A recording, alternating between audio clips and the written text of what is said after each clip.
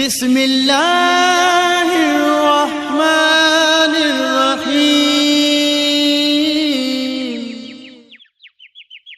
نحمدہ ونصلی علی رسولہ الکریم اما بعد فاعوذ باللہ من الشیطان الرجیم بسم اللہ الرحمن الرحیم الصلاۃ والسلام علیک یا رسول اللہ وعلی آلک واصحابک یا حبیب اللہ۔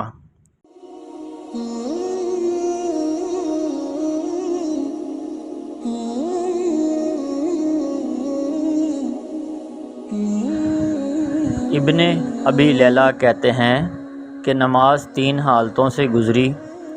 ہمارے صحابہ کرام نے ہم سے بیان کیا کہ رسول اللہ صلی اللہ علیہ وسلم نے فرمایا، مجھے یہ بات بھلی معلوم ہوئی کہ سارے مسلمان یا سارے مومن مل کر ایک ساتھ نماز پڑھا کریں اور ایک جماعت ہوا کرے، یہاں تک کہ میں نے قصد کیا کہ لوگوں کو بھیج دیا کروں کہ وہ نماز کے وقت لوگوں کے گھروں اور محلوں میں جا کر پکار آیا کریں کہ نماز کا وقت ہو چکا ہے۔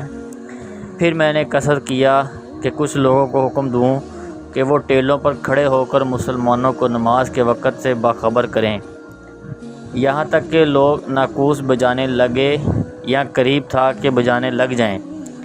اتنے میں ایک انصاری عبداللہ بن زید رضی اللہ عنہ آئے اور کہنے لگے، اللہ کے رسول، جب میں آپ کے پاس سے گیا تو میں اسی فکر میں تھا جس میں آپ تھے کہ اچانک میں نے خواب میں ایک شخص فرشتہ کو دیکھا، گویا وہ سبز رنگ کے 2 کپڑے پہنے ہوئے ہے۔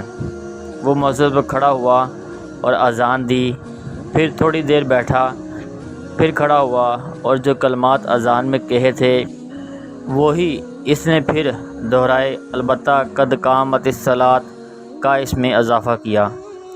اگر مجھے اندیشہ نہ ہوتا کہ لوگ مجھے جھوٹا کہیں گے، اور ابن مثنیٰ کی روایت میں ہے کہ تم لوگ جھوٹا کہو گے، تو میں یہ کہتا کہ میں بیدار تھا،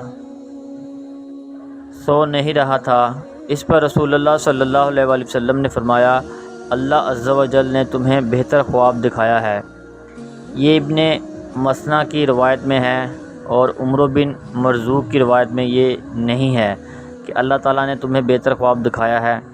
پھر فرمایا، تم بلال سے کہو کہ وہ اذان دیں۔ ابن ابی لیلہ کہتے ہیں، اتنے میں عمر رضی اللہ عنہ آ کر کہنے لگے، میں نے بھی ایسا ہی خواب دیکھا ہے جیسے عبداللہ بن زید رضی اللہ عنہ نے دیکھا ہے، لیکن چونکہ میں پیچھے رہ گیا اس لیے شرم سے نہیں کہہ سکا۔ ابن ابی لیلہ کہتے ہیں، ہم سے ہمارے صحابہ کرام نے بیان کیا کہ جب کوئی شخص نماز باجماعت ادا کرنے کے لیے مسجد میں آتا اور دیکھتا کہ نماز باجماعت ہو رہی ہے تو امام کے ساتھ نماز پڑھنے والوں سے پوچھتا کہ کتنی رکعتیں ہو چکی ہیں۔ وہ مصلی اشارے سے پڑھی ہوئی رکعتیں بتا دیتا، اور حال یہ ہوتا کہ لوگ جماعت میں قیام یا رکوع یا قاعدے کی حالت میں رسول اللہ صلی اللہ علیہ وسلم کے ساتھ نماز پڑھ رہے ہوتے۔ ابن مثنیٰ کہتے ہیں کہ عمرو نے کہا، حسین نے ابن ابی لیلہ کے واسطے سے مجھ سے یہی حدیث بیان کی ہے، اس میں ہے یہاں تک کہ معاذ رضی اللہ عنہ آئے۔ شعبہ کہتے ہیں کہ میں نے بھی یہ حدیث حسین سے سنی ہے، اس میں ہے کہ معاذ رضی اللہ عنہ نے کہا، میں تو رسول اللہ صلی اللہ علیہ وآلہ وسلم کو جس حالت میں دیکھوں گا ویسے ہی کروں گا۔ رسول اللہ صلی اللہ علیہ وآلہ وسلم نے فرمایا، معاذ نے تمہارے واسطے ایک سنت مقرر کر دی ہے، تم ایسے ہی کیا کرو۔ ابو داؤد کہتے ہیں، پھر میں عمرو بن مرزوق کی حدیث کے سیاق کی طرف پلٹتا ہوں۔ ابن ابی لیلہ کہتے ہیں، معاذ رضی اللہ عنہ آئے تو لوگوں نے ان کو اشارہ سے بتلایا۔ شعبہ کہتے ہیں، اس جملے کو میں نے حسین سے سنا ہے۔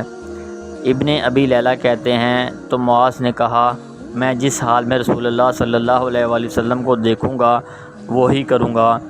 وہ کہتے ہیں، تو رسول اللہ صلی اللہ علیہ وآلہ وسلم نے فرمایا، معاذ نے تمہارے لیے ایک سنت جاری کر دی ہے، لہذا تم بھی معاذ کی طرح کرو، یعنی جتنی نماز امام کے ساتھ پاؤ اسے پڑھ لو، بقیہ بعد میں پوری کر لو۔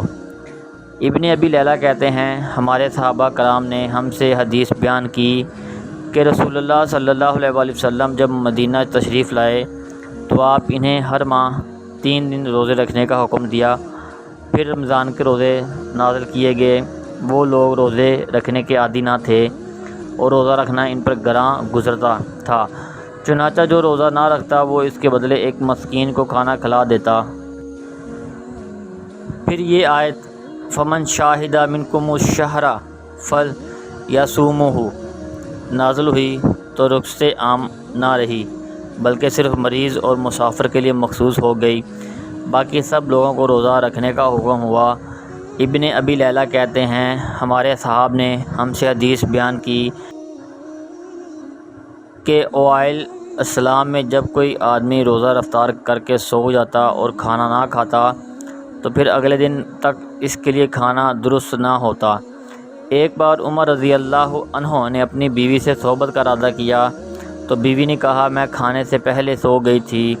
عمر سمجھے کہ وہ بہانہ کر رہی ہیں، چنانچہ انہوں نے اپنی بیوی سے صحبت کر لی۔ اسی طرح ایک روز ایک انصاری آئے، انہوں نے کھانا چاہا۔